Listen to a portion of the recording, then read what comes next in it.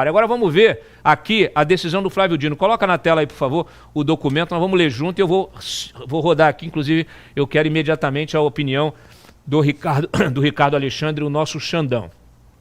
Coloca aí, ó, a DPF 1178, um resumo, despacho complementar. Agora virou moda você ter que explicar a sua própria decisão, quando ela é incompreensível, né? Parece pegadinha do malandro. Vamos lá, esclarecimento. Consigno que as determinações constantes na decisão desta relatoria, as quais fixam limites à eficácia de decisões emanadas de outros países, referem-se exclusivamente àquelas proferidas por tribunais estrangeiros que exigem homologação ou adoção de outros instrumentos de cooperação internacional para a produção de efeitos internos, preservada a jurisdição obrigatória dos tribunais internacionais, uma vez reconhecida pelo Brasil, e os efeitos imediatos de suas decisões. Em relação aos aspectos atinentes a leis estrangeiras e demais atos jurídicos estrangeiros, nada há a adicionar a título de esclarecimento, permanecendo íntegra a decisão proferida em 18 de agosto, ou seja, ontem. Fundamentos. Trata-se de decisão que reitera conceitos básicos e seculares, segundo Dino, destinada a proteger o Brasil. Estou vendo que vocês estão protegendo. Abrangendo suas empresas e cidadãos de indevidas ingerências estrangeiras em nosso território. Ademais, a decisão atende a imperativos elementares de segurança jurídica. Eu tenho que ler com... Tinha que ter aquele, viu, Júlio? A gente tem aquele... Tinha que ler aqui com aquela música do circo tocando no fundo. A decisão atende a imperativos elementares de segurança jurídica, pois seria inviável a prática de atos jurídicos no Brasil se uma lei ou decisão judicial estrangeira emanada de algum país, dentre as centenas existentes, pudesse ser imposta no território pátrio. Obviamente não se cuida de escolher o que cumprir, e sim de uma derivação compulsória do atributo da soberania nacional consagrado pela Constituição Federal e posto sob a guarda dos três poderes da República. Cabe lembrar que é reconhecida a característica da política externa brasileira o compromisso com o multilateralismo e, portanto, com a busca de soluções concertadas para desafios globais no âmbito da ONU, da OMC, da OMS. Relembro também que o diplomata brasileiro Oswaldo Aranha, coitado do Oswaldo Aranha, eles sempre usam... deve estar se remoendo no túmulo, coitado do Oswaldo Aranha, presidiu a Assembleia Geral das Nações Unidas como símbolo dessa tradição do diálogo. Tudo que o Oswaldo Aranha fez, vocês estão destruindo, inclusive, tá? Inclusive, esse símbolo, vocês estão destruindo o símbolo da diplomacia brasileira, da liderança brasileira. Ó, blá, blá, blá, tá? Histórico, compromisso, promoção, blá, blá, blá, demonstra primado de direitos humanos. Isso aí não adianta de nada. O Barroso já disse também que não tem censurado no Brasil, que não tem exilado político, que ninguém morreu. Então, é aquela velha história. Cria-se a realidade paralela deles, eles vivem dentro dessa realidade, só enxergam o próprio espelho. Eles estão numa casa de espelhos. O STF se tornou um palácio dos espelhos, tá? Reconheceu a competência, blá, blá, blá, blá, blá, blá. Tem mais alguma coisa que preste nessa decisão? Não, não tem. Então, o conteúdo efetivo dessa decisão é o que está acima mencionado, que eu acabei de ler para vocês. Ricardo Alexandre. Olha, essa é a situação clara em que a emenda sai pior que o soneto. A decisão do Flávio Dino, ela sintetiza, ela simboliza tudo aquilo que o Supremo tem feito nesses últimos 5, 6 anos. Ela é uma decisão, sob o ponto de vista jurídico, frágil, é uma decisão que amplia a insegurança jurídica e é uma decisão que traz efeitos jurídicos, efeitos econômicos potencialmente catastróficos. Então, quer dizer, é um conjunto, né, como se o ministro Flávio Dino tivesse gabaritado, conseguido alcançar tudo o que de ruim uma decisão judicial pode ter. E aqui vale explicar, Cláudio, a decisão foi proferida numa DPF. Que negócio é esse, a DPF? É uma ação de controle de constitucionalidade, em que o sujeito tem que alegar que algum direito fundamental está sendo violado.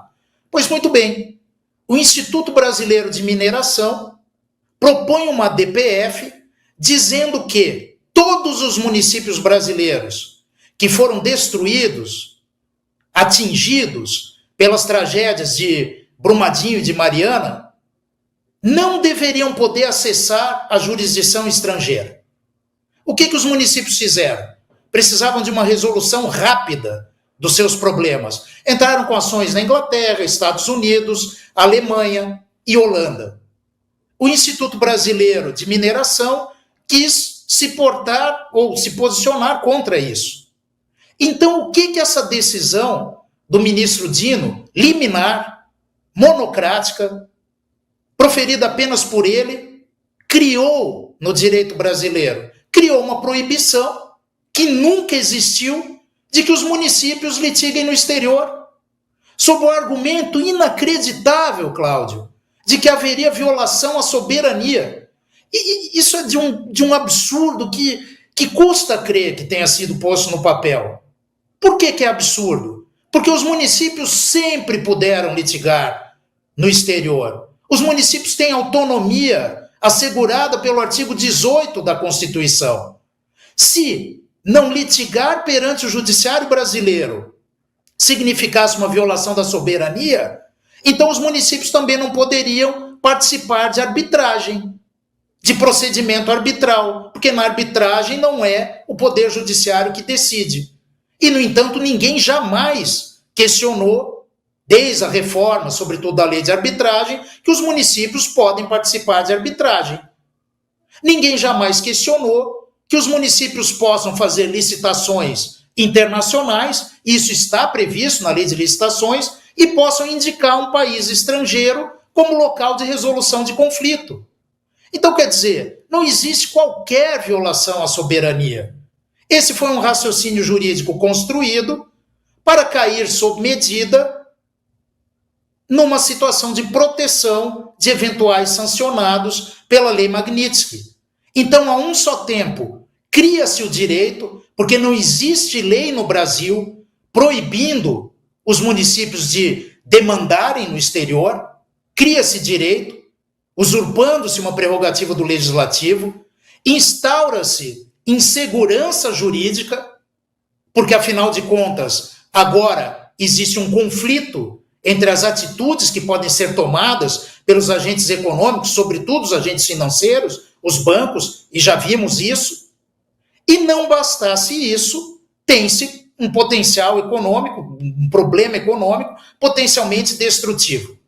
A prova de que a decisão é frágil juridicamente é que o Dino precisou fazer um despacho complementar, no qual o ministro Dino diz assim, peraí, quando eu falo aqui de tribunal estrangeiro, eu não estou prevendo os organismos multilaterais, tá? Os tribunais de organismos multilaterais. A Corte Interamericana de Direitos Humanos, não. Agora, quaisquer outras jurisdições, sim. Quer dizer, isso mostra a falta de cuidado com que a decisão foi proferida. Ela é frágil argumentativamente. E, diante dessa fragilidade jurídica, cai-se nesse artifício meramente retórico de invocar o Oswaldo Aranha, ou fazer como o Xandão, invocar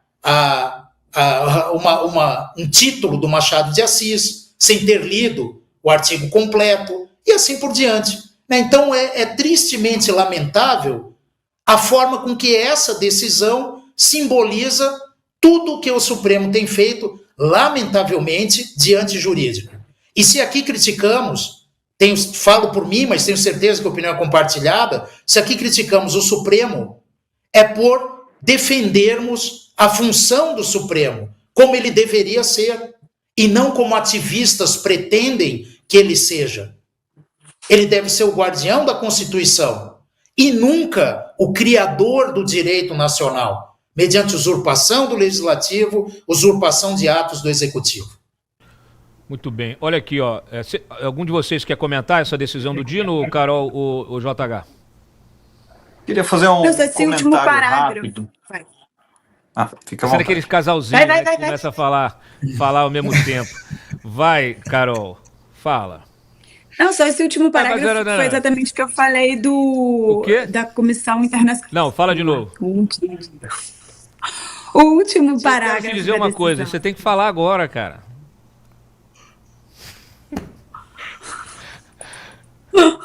Tô brincando com você, vai. A gente tem que dar leveza. O tema é tão pesado aqui que a gente tem que dar leveza. Vai lá.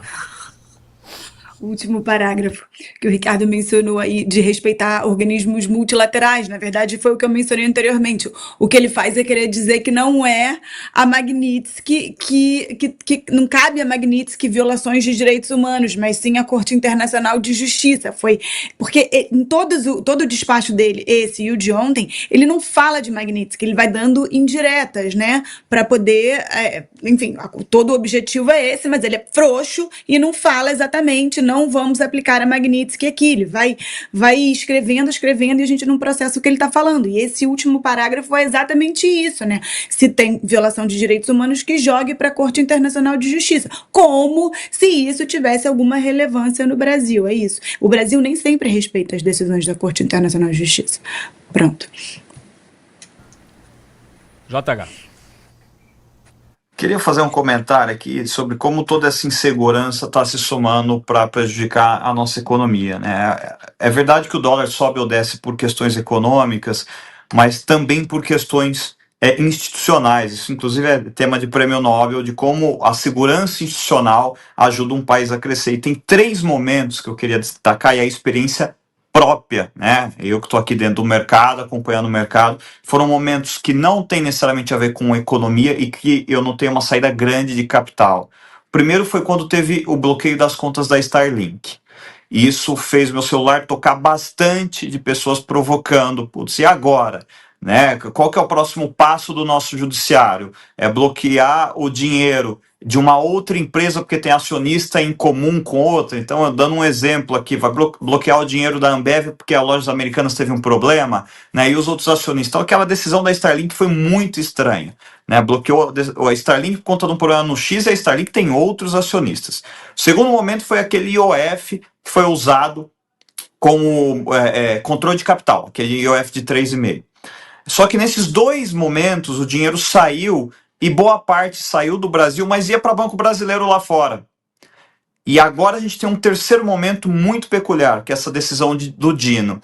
Essa decisão do Dino provocou, sim, um fluxo de capitais para fora, mas com uma característica especial. Se antes 80% das pessoas que procuravam queriam mandar recursos e não se importavam de ficar em bancos brasileiros, ou seja, filial de um banco brasileiro em Nova York, em Miami, agora não. Então veja como isso já está pegando aqui nos negócios dos bancos brasileiros. Agora as famílias, os clientes, eles estão preocupados. Olha, acho que eu prefiro um banco americano. Então essa é uma grande novidade, né? Não só há uma preferência em tirar o dinheiro, como uma preferência em ficar em bancos gringos. Então, assim, concordo com a Júlia que é muito perigoso manter o dinheiro no Brasil. A gente pode discordar de aonde colocar, mas certamente acho que economia forte. Agora, essa peculiaridade desse terceiro momento é muito sintomática. Assim, são os agentes, as famílias, os empresários brasileiros começando a temer manter os seus recursos em dólar em banco nacional.